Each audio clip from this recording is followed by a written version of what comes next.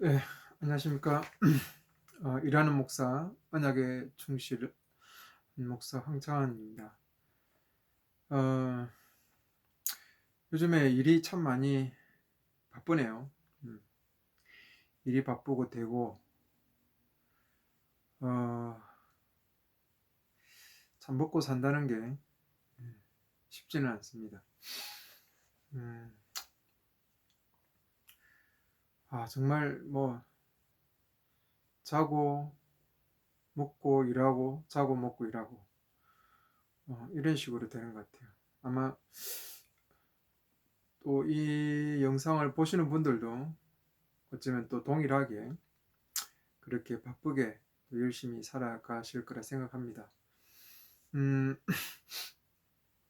이사야를 좀 열심히 묵상하면서 빼가야 되는데 생각외로 이사야가 안 나가요. 그만큼 좀 생각할 것도 많고 묵상하면 할수록 좀 어렵다라는 생각들을 좀 많이 가지고 있습니다. 그냥 일반적으로 큐티 하듯이 성경을 본다면 뭐 그렇게 은혜 위주로 봐가겠지만 어, 하나님 나라 관점에서 특별하게 역사적 배경을 가지고 또 그 성경을 본다는 것은 꼭 쉬운 일은 아닌 것 같아요. 그래서 좀 계속 묵상하면서 또 이런 텀들이 길어지는 부분도 있어서 제가 예전에 영상으로 아닌 글로써 어, 여러 성경을 하나님 나라 관점에서 공동체적 어떤 관점을 가지고 풀어간 부분들도 영상으로 좀 올려놔야 되겠다라는 생각들을 가지고 이사야도 쭉 가고 그러면서 이번에 영상 중에 좀 계시록을 요한 계시록을 한번 좀 해야 되겠다라는 생각을 가지고 또 계시록도 예전에 연구해 놓은 부분들이기 때문에 좀 더 쭉 이 부분들을 가지고 같이 한번 또 나누고 싶다라는 생각을 가지게 됐습니다. 왜 제가 계시록을 이렇게 또 하냐면 많은 사람들이 계시록을 단순히 어떤 노스트라무스의 어떤 예언서 정도, 미래에 일어날 일을 순차적으로 어떤 종말에 대한 예언으로 받아들이고 있습니다. 우리가 어릴 때부터 휴건이 또 재림이니 뭐 대환란, 천년왕국 뭐 이런 이야기들을 많이 들으면서 자라왔고, 그리고 또 우리 한국적인 상황에서 내세간 개인주의적이고 어떤 피안의 세계인 천국을 바라보는 관점으로 성경을 많이 대하거나, 그리고 내가 본 천국에 갔다 온 사람들의 어떤 감정들을 어릴 때도 많이 들었죠. 그분들이 대부분 계시록에 있는 그걸 문자적으로 바라보면서 해요. 저는 그걸 체험이라고만 생각하는데, 물론 뭐 부정하고 싶진 않아요. 그냥 그 체험이죠. 영적 체험이죠. 근데 그걸 뭐 내가 본 천국인 것처럼 또 이야기하는 분들이 있는데, 참 저는 그것이 계시신학을 가지고 있는 우리로서는 상당히 좀 위험한 신앙이다 라는 생각을 가져요. 그리고 어떤 비유적으로 풀어서 이단들의 전유물이 되어버린 이 계시록을 우리가 좀 더 새롭게 좀 봐야 된다라는 생각이 듭니다.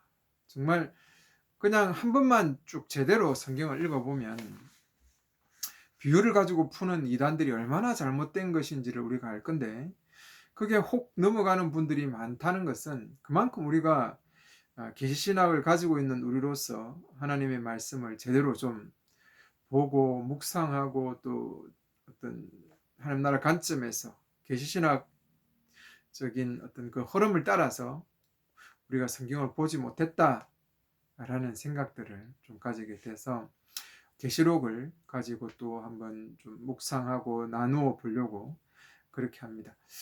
그래서 다시 말하지만 계시록은 절대 예언서가 어떤 미래에 일어날 예언서가 아닙니다. 그리고 너무 문자적으로 또 성경을 보면 안 돼요. 그래서 뭐 666이 저 이윤이 프리메이슨이 뭐 지금 베리칩 666 베리칩이 지금 뭐 미국에서 개발되어 있느니 온갖 이런 잡스러운 이야기들이 정말 많이 전해주는 것은 다 좀 세대주의 영향이고 계시록을 좀 너무 어떤 신비한 미래의 어떤 예언서로만 풀려고 하고 있다라는 생각들을 가지게 됩니다.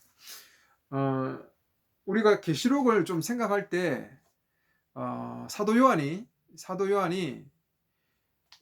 그의 일곱 교회죠. 일곱 교회는 딱 일곱 교회, 소아시아 일곱 교회인데 그 일곱 교회만을 이야기하는 건 아니겠죠. 요한계시록의 7이라는 숫자, 특히 유대인들에게 7이라는 건 완전수기 때문에 어떤 교회를 대표하는 거죠.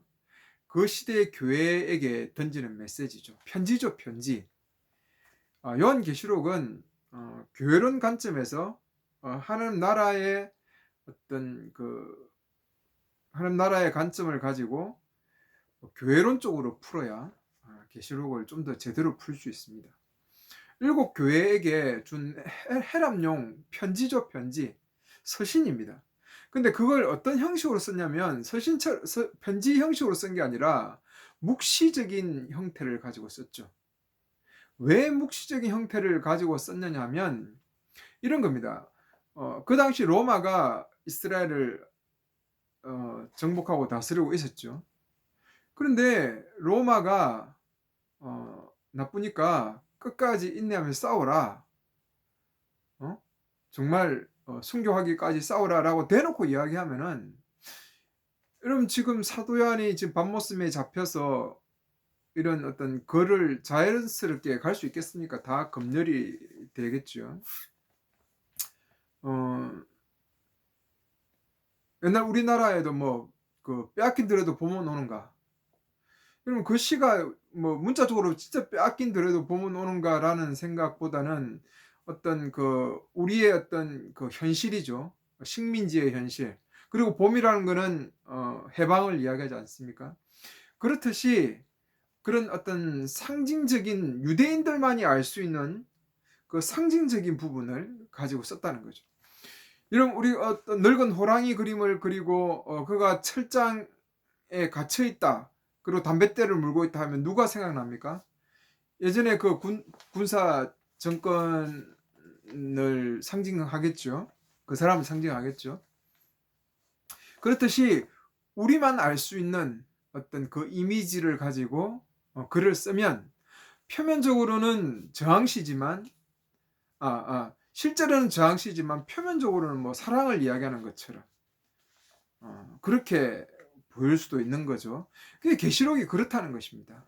서신서라는 거예요. 서신을 가지고 서신서인데 그것을 묵시 형태로 썼기 때문에 유대인들은 그 구약의 묵시적인 사항들을 잘 이해하고 있는 사람들은 그 편지를 읽을 때 크게 어려움이 없었죠. 우리는 이제 물론 그런 묵시적인 형태를 잘 경험하지 못했기 때문에 힘들고 또 공부도 하면서 그것을 풀어가야 되겠지만 그 당시에 편지를 받는 그 사람들은 이 엄녀인 로마의 어떤 이 박해 속에서도 교회는 죽음을 순교자의 정신을 각오하고 그리고 끝까지 투쟁하면서 하나님 나라를 온전히 세워가야 된다. 왜? 결국은 이 교회가 나중에 그리스도의 신부로서 새하늘과 새 땅이 이 땅에 임함을 통해서 온전한 하나님 나라를 완성될 거기 때문에 이 엄녀인 로마에 충성하지 않고 그 정신에 물들지 아니하고 하나님 나라 백성으로서 당당하게 죽음을 각오하기까지 고난 받으면서도 그것을 승리해 가야 된다라는 부분들이죠. 그리고 우리가 그 계시록에서 처음 이야기할 때 예수 그리스도의 어떤 계시죠. 예수 그리스도의 계시라는 것은 뭡니까? 하나님 나라의 복음이라는 거죠. 창세기부터 시작해서 이 지금 계시록까지 쭉 흘러오는 예수 그리스도가 왕이신 하나님 나라에 대한 복음을 이야기한다는 것입니다. 우리가 이러한 관점으로 계시록을 보지 않고 자꾸 어떤 예언서라든지 이상한 비유적으로 풀어서 어떤 언제 휴거가 되고 이런 어떤 부분으로 666이 뭐고 지금 이유가 666이니 프리메이슨이 베리칩이니 이런 부분으로 관심을 가고 있는 것은 계시록을 잘못 이해하고 있는 겁니다. 그래서 우리가 이런 부분들을 잘 좀 생각을 해야 되겠죠. 그래서 요한계시록은 역사적인 문맥 그리고 문학 장르가 묵시라는 사실들을 잘 생각한다면 그 시대적 배경과 그리고 구약의 어떤 그 단어들이 다 연결이 되어 있는 겁니다. 묵시적인 상황으로 연결을 해 주는 거라서, 그래서 구약적인 묵시적인 어떤 단어들이 많이 들어갑니다. 우리가 그것을 너무 어떤 비유적으로 어떤 상징적으로만 풀어내서는 안 된다라는 생각들을 좀 해줄 필요가 있습니다. 그리고 아까도 말했지만 요한계시록은 하나님 백성들에게 위로와 도전을 주고 있는 거죠. 교회가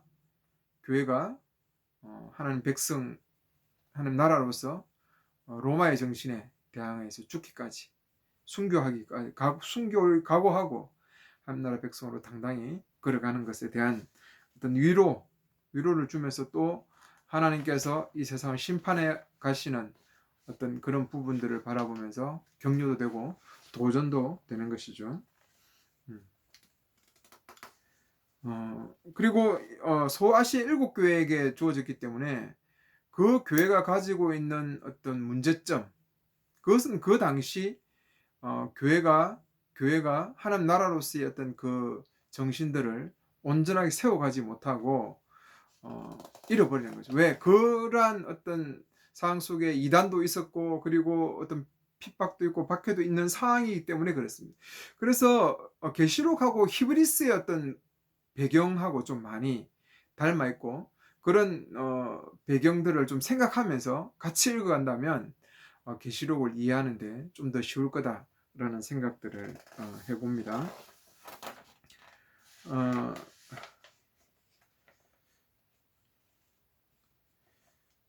그리고 어떤 그 에스겔의 한상, 이사야의 한상, 에스겔의 한상, 다니엘의 한상, 이런 부분들하고 지금 계시록하고 연결이 많이 되어 있습니다. 그건 신약과 구약이 많이 연결되어 있죠. 이건 당연할 수밖에 없어요. 왜? 묵시적인 형태이기 때문에 그 당시에는 아직 신약의 정경이 완성되지 않았고, 그리고 구약의 어떤 그 구약 성경을 정경으로 받아들이면서 구약 성경을 통해서 그들은 지금 하나님 나라를 이해하고 풀어가고 있잖아요. 계시를. 그러니까 구약적인 사항들하고 신약의 사항하고 많이 연결되어 있습니다. 근데 그걸 너무 어떤 구약적 사항을 자유로 풀면 안 돼요. 오늘 시대로 바로 뛰어넘어서 보면 좀 조심해야 되고, 계시의 발전 속에서 좀 이 현상을 바라보고 풀어가는 것이 중요하다라는 것입니다. 그리고 이 요한계시록이 해람용이기 때문에 교회가 쭉 돌아가면서 이것을 읽었어요. 모임 시간에 읽고 묵상하고 그랬죠. 그래서 1차적인 그 대상이 뭐 미래에 일어날 어떤 이런 것을 가르치려고 하는 게 아니라 그 7교회들에 대한 위로와 도전, 하나님 나라 백성으로서 하나님 나라를 이루어가는 그 삶의 위로와 도전을 주기 위한 것이다 라는 사실들을 생각하고 계시록을 보는 것이 중요합니다. 그리고 그 로마서 안에 나타나는 그런 어떤 상징들, 특히 계시록 17장에 보면 여자가 등장하죠. 이 여자 엄녀죠. 엄녀는 바벨론이라고 하면서 결국은 바벨론인데 결국은 누굽니까? 그 당시 이스라엘을 식민지하고 있는 로마에 대한 이야기죠. 로마가 바로 엄녀죠. 이러한 어떤 그 상징들을 가지고 있습니다. 그래서 그런 부분들도 잘 이해해야 되겠죠. 그리고 어떤 이 여인이 가지고 있는 자줏빛과 붉은 옷을 입고 있다라고 하는 부분은 그의 어떤 정치적인 능력과 어떤 경제적인 권력, 뭐 이런 부분들, 로마가 갖고 있는 정치력과 경제적인 능력들, 이러한 부분들을 좀 상징적으로 보여주는 거죠. 이런 심벌들도 잘 이해를 우리가 해야 되겠죠. 그리고 그 정치적인 그 심벌들도 있는데, 계시록 17장 6절에서 9절에 죽은 줄 알았던 짐승이 다시 돌아오는 거죠. 이 짐승이 돌아오는 거는 그 당시의 배경 속에서 네로가 자살했는데 그가 다시 살아온 거죠. 야만인들과 결탁해서 다시 로마를 침탈할 것이다라고 하는 그러한 어떤 그 소문들이 떠들고 있었고, 또 많은 부분에서 두려움을 가지고 있었죠. 그래서 짐승이 살아온다라는 부분은 그 네로가 다시 살아오는 부분에 대한 어떤 이야기들을 그 사도 요한이 사용하면서 그 두려움에 대한 부분들을 강화시키고 있는 것입니다. 그런 심벌들도 좀 사용하고 있다라는 거고, 그 7시리즈로 이렇게 딱딱딱 나눠서 갑니다. 이게 어떤 시간적인 순서로 보면 안 돼요. 그래서 우리가 뭐 시간적으로 뭐 일이 일어나고 저리 일어나고 요렇게 일어날 거다라고 하는 부분으로 보면 안 되고, 하나님의 어떤 그 심판이 점점 더 강화되어 가는, 그래서 하나님께서 이 땅을 심판하시는 부분에 대한 더 강조점들을 가지고 있다라는 부분이죠. 그리고 특히 그 어떤 그 출애굽했을 때 그 10가지 재앙 뭐 이런 부분하고 상당히 좀 맥을 같이 하는 부분에서 이해하시면 될 것 같습니다. 그리고 뭐 지진이 하영이니 표현이 불 이런 부분들은 유대인들에게는 아주 익숙하죠. 하나님의 심판적인 부분으로서 지진은 시내 산에 하나님이 어떤 임하심에 대한 부분이겠고, 하영은 그 악이 악에서 발휘해서 스스로 멸망하게 되는 부분에 대한 상징들을 가지고 있겠고, 폐허가 된다는 것은 하나님 백성을 멸시다가 망한 에돔과 바벨론처럼 폐허가 될 것에 대한 어떤 그런 부분들, 그리고 불이라는 것은 소돔과 고모라가 하나님 심판을 당한 그런 부분들, 이스라엘 백성들에게는 아주 익숙한 그런 상징들을 가지고 어떤 하나님의 심판을 풀어가고 있습니다. 이걸 너무 문자적으로 또 바라보면 좀 심각한 문제가 될 수가 있는 것이죠. 그래서 이러한 부분들을 좀 더 생각하면서 우리가 계시록을 보는 것이 중요하다. 절대 다시 한번 강조하지만 계시록은 나중에 일어날 예언서가 아닙니다. 그리고 내가 본 천국의 어떤 그런 것을 장난스럽게 뭔가 있는 것처럼 꾸며서 이야기하시면 안 돼요. 정말 계시신학을 하는 사람으로서는 그렇게 하면 위험합니다. 정말 위험해요. 그냥 개인 체험으로 끝나셔야 돼요. 근데 자꾸 어떤 영적인 집단에서는 내가 본 천국에 대한 이야기들이 자꾸 나오고 하는 것은 어쩌면 이게 좀 더 소설적인 공상과학적인 요소들까지 좀 더 나중에 그 체험을 이야기하면서 더해버릴 수도 있습니다. 그리고 계시록에 있는 성경적인 구절을 끌고 오는데 그건 정말 조심하셔야 돼요. 그 정말 이단 소리 듣습니다. 계속 그렇게 하시면 정말 정직하셔야 됩니다.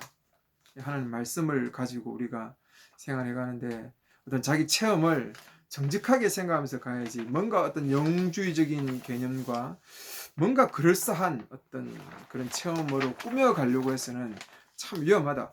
저도 어릴 때는 이런 내가 본 천국에 대해서 혹하고 막 그 이문 누구지 하여튼 그 장로님께서 강의할 때 가서 막 은혜스럽게 듣고 했는데 성경을 제가 알면 알수록 그건 좀 위험한 발상들인 것을 늘 깨닫게 됩니다. 그래서 오늘은 계시록 1장부터 3절이죠. 서론에 대한 부분이요. 서론에 대한 부분들을 잠깐 같이 좀 나누겠습니다. 예수 그리스도에 관한 계시라고 되어 있죠. 그래서 요한 계시록은 예수 그리스도에 대한 계시입니다.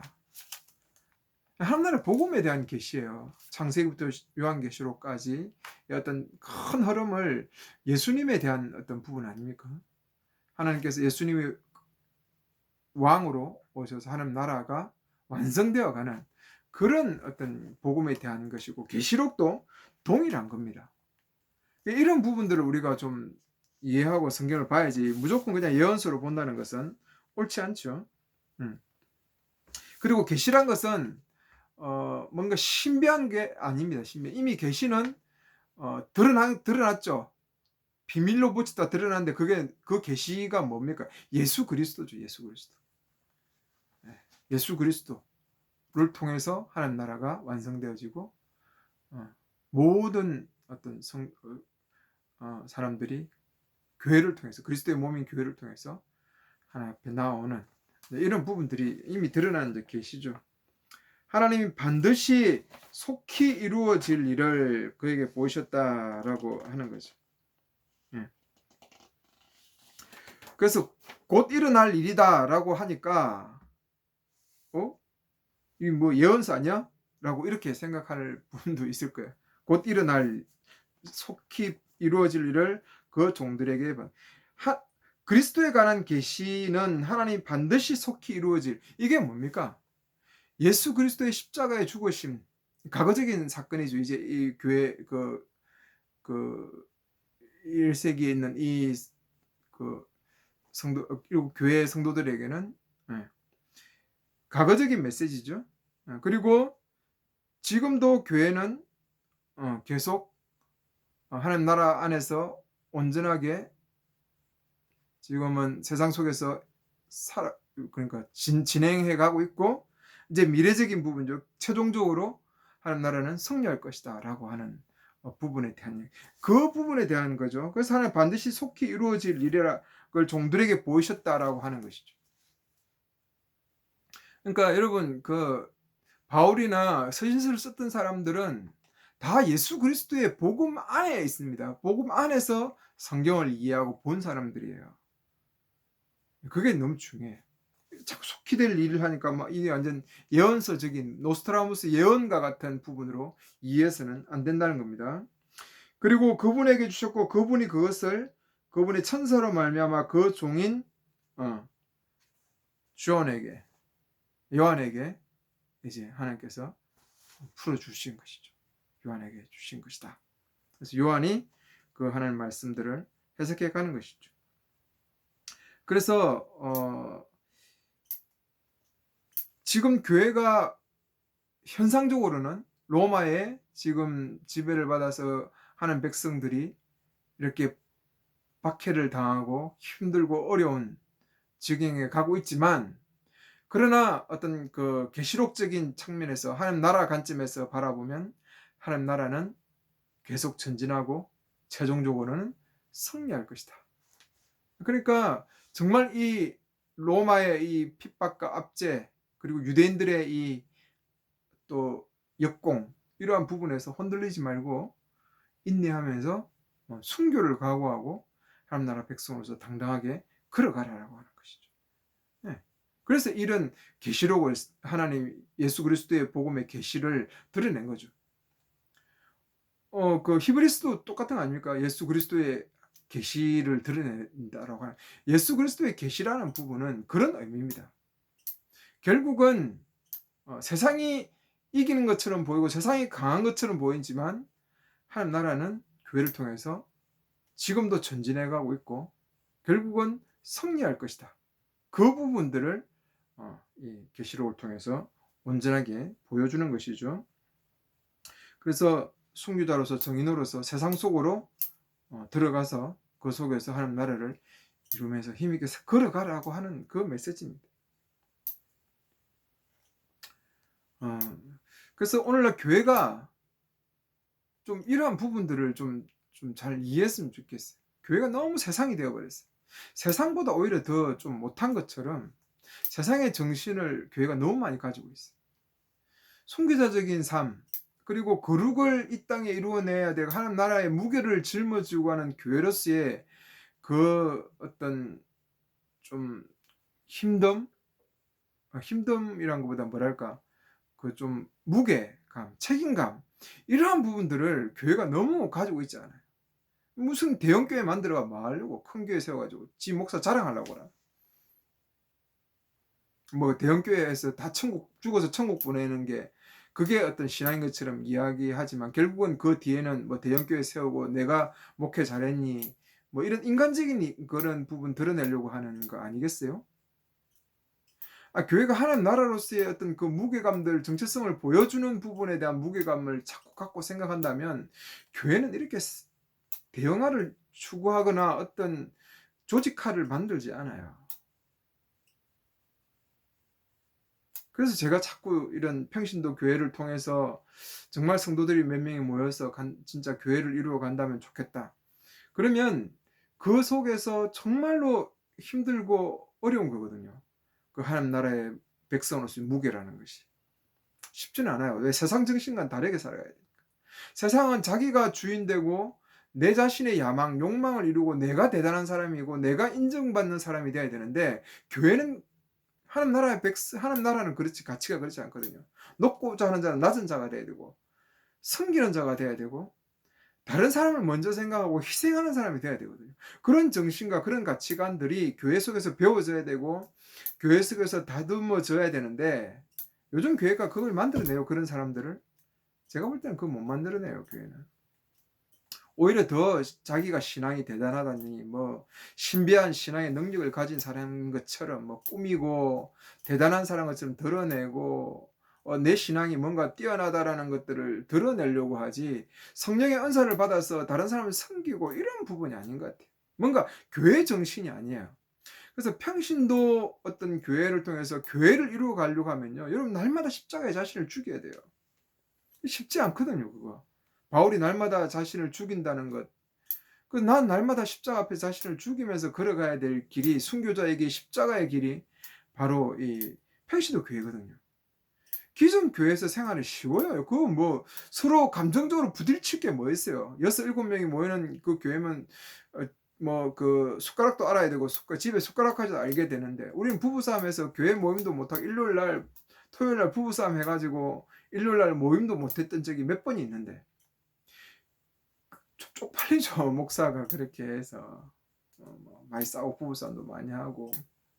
근데 그런 어떤 실제적인 부분들이 온전하게 다 드러나면서 그 속에서 하나님 나라를 이루어가는 그런 어떤 부분들, 그리고 그 속에서 어떤 하늘의 성령의 은사들이 부어지면서 좀 더 영적인 부분들이 강화되어 가면서 서로 부딪히고 깎여져가는 어떤 이런 삶의 어떤 신앙, 이런 부분들이 지금 교회는 없잖아요. 그렇게 교회가 못 만들어가죠, 교회는.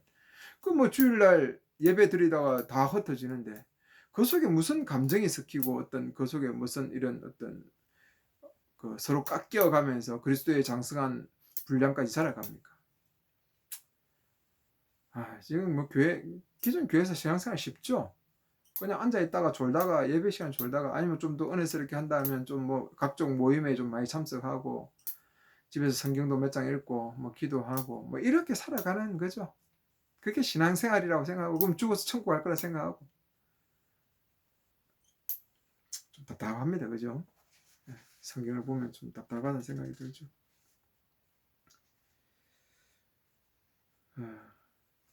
그래서 예수 그리스도를 통해서 하나님 나라를 온전하게 이루어가는 이 교회의 모습들을 교회 안에서 우리가 누리고 경험하고 봐야 되는데, 그래야 좀 더 생생한 어떤 이 계시록의 현장들을 우리가 더 잘 이해할 건데, 그런 부분이 안 되다 보니까 좀 쉽게 이해가 잘 안 되는 것이죠. 그 2절에 그가 하나님 말씀과 그리스도의 간증과 그가 본 모든 것들에 관하여 정언을 담당했죠.